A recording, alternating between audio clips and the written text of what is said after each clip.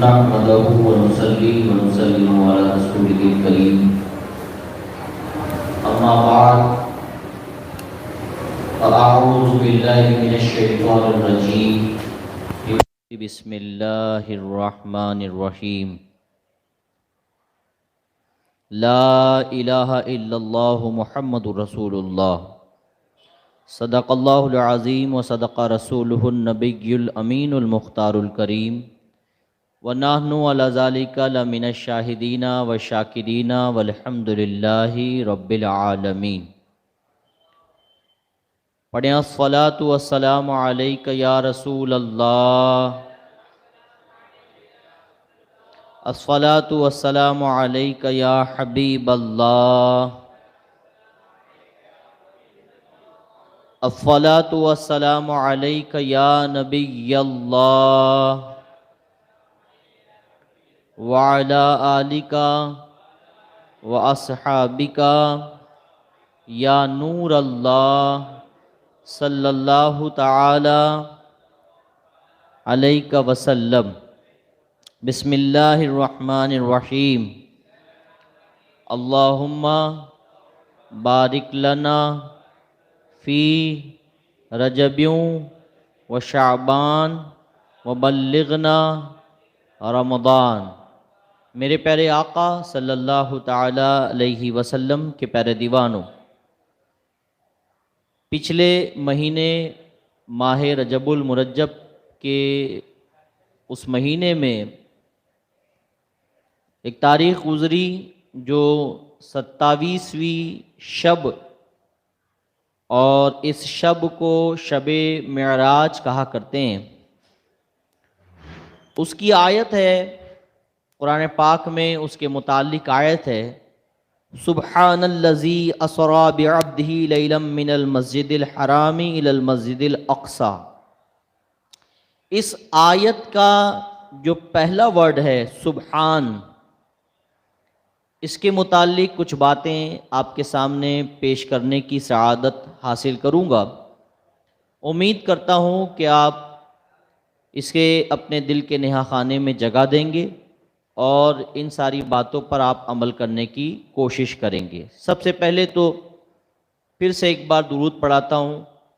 اب چونکہ ماشاءاللہ نوجوان ساتھی وغیرہ کافی آ چکے ہیں، تو پھر سے ایک بار درود پڑھاتا ہوں، میرے ساتھ مل کر پڑھیں۔ الصلاۃ والسلام علیک یا رسول اللہ۔ دیکھیے آپ کی آواز بلند ہو۔ الصلاۃ والسلام علیک یا حبیب اللہ،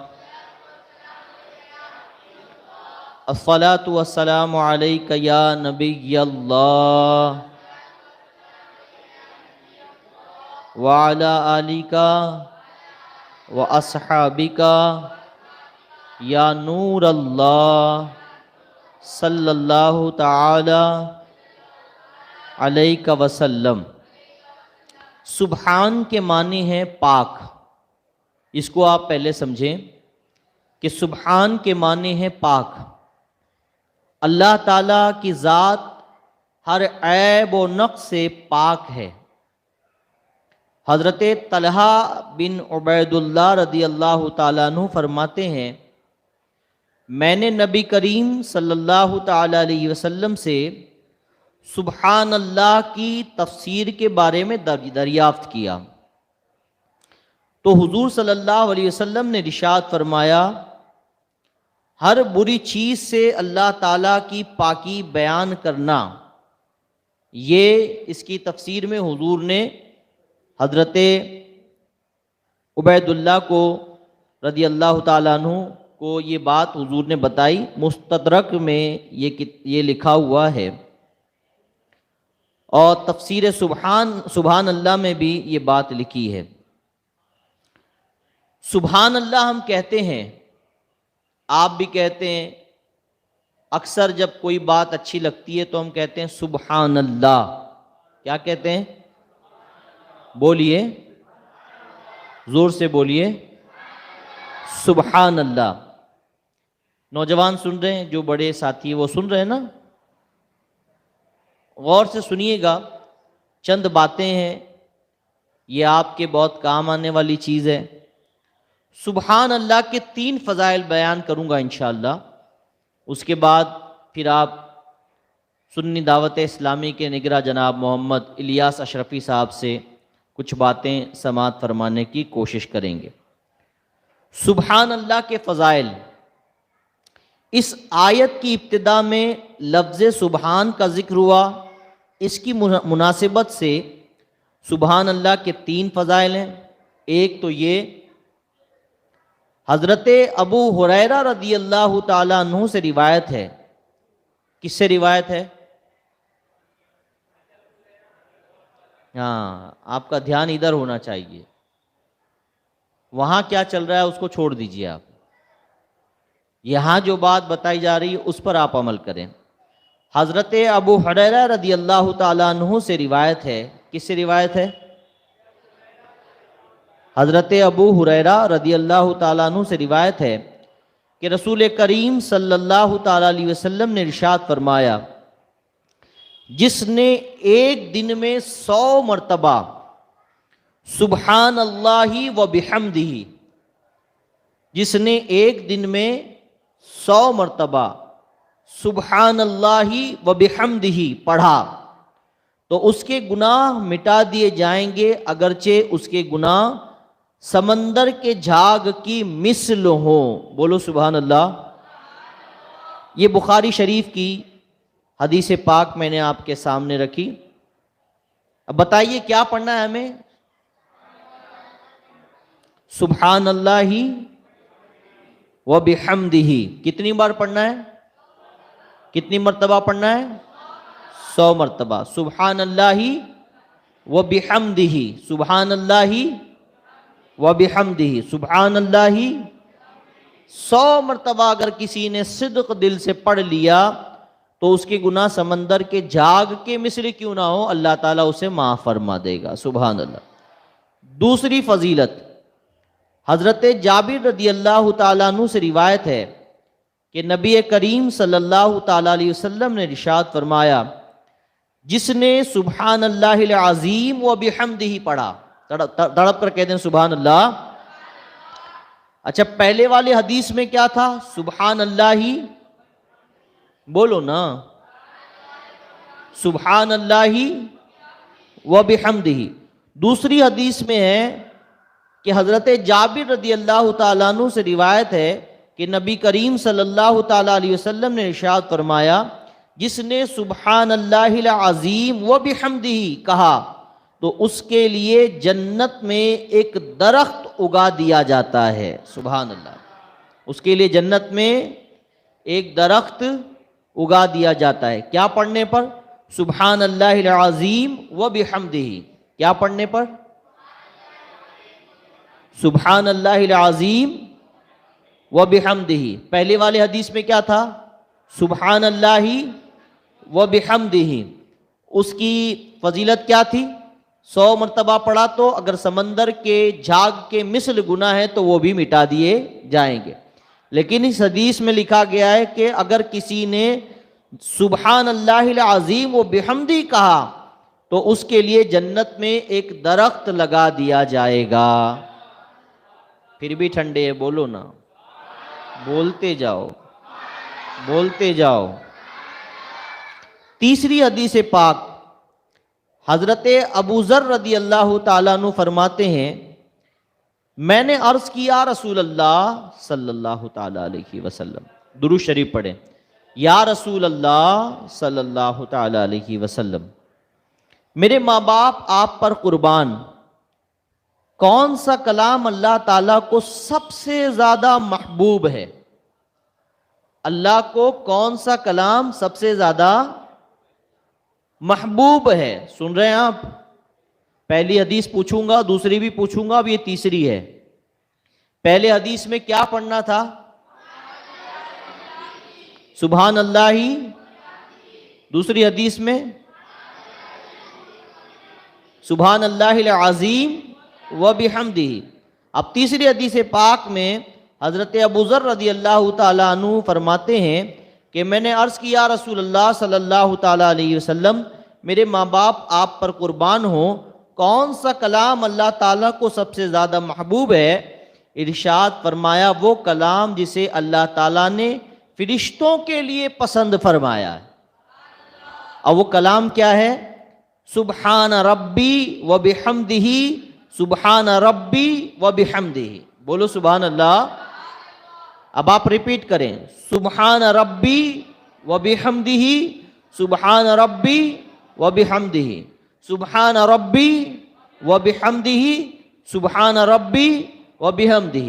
اب بتائیے، پہلی جو حدیث تھی جس کے بارے میں بیان کیا گیا کہ اگر 100 مرتبہ کوئی اس کو پڑھ لے تو سمندر کے جھاگ کے برابر گناہ ہو تو معاف کر دیے جاتے ہیں، تو وہ کون سی چیز تھی؟ ذرا پڑھ کر سنائیں، زور سے بولو۔ اچھا، دوسری حدیث میں یہ بیان کیا گیا تھا اگر کوئی بندہ 1 مرتبہ اس کلمے کو پڑھ لے تو اس کے لیے جنت میں ایک درخت اگا دیا جاتا ہے۔ وہ کون سا کلمہ تھا؟ سبحان اللہ العظیم و بحمدہ۔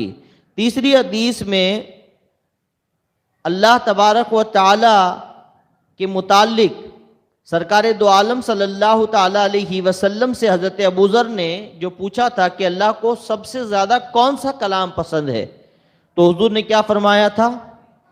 سبحان ربی و بحمدہ، سبحان ربی و بحمدہ، سبحان ربی و بحمدہ، سبحان ربی و بحمدہ۔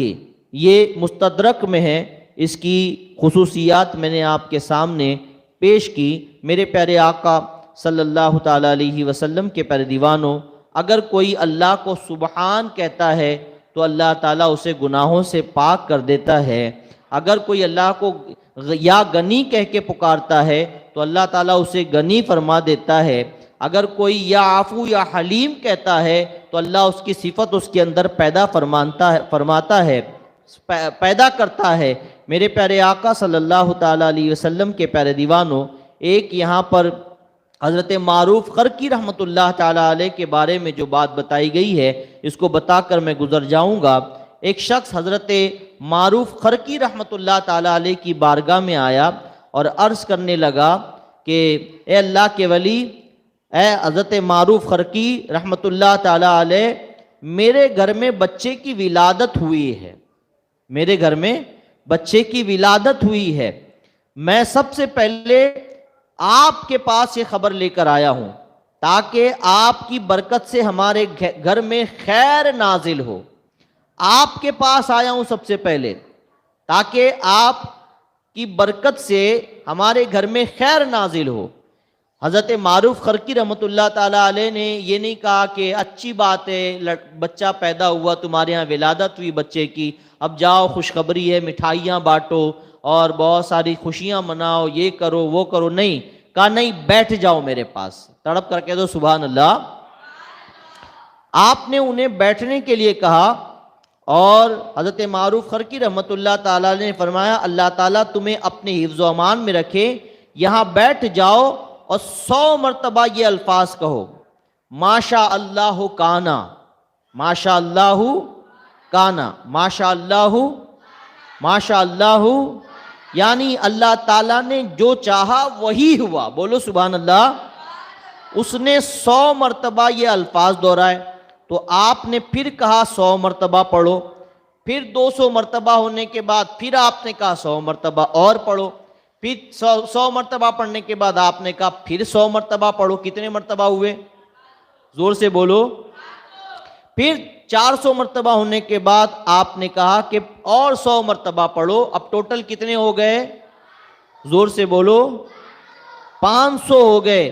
اب یہاں پر ایک چیز سنیے کہ اسی طرح 500 مرتبہ یہ الفاظ دہرائے گئے۔ اتنے میں ایک وزیر کی والدہ کا خادم ایک خط اور تھیلی لے کر حاضر ہوا اور کہا اے معروف خرقی رحمت اللہ تعالیٰ علیہ، ام جعفر آپ کو سلام کہتی ہے، اس نے یہ تھیلی آپ کی خدمت میں بھجوائی ہے اور کہا ہے کہ آپ غربا و مساکین میں یہ رقم تقسیم فرما دیں۔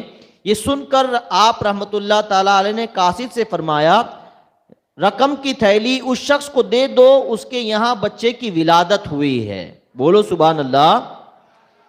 قاصد نے کہا یہ 1-2 درہم نہیں ہے، 500 درہم ہے، کیا سب اسے دے دوں؟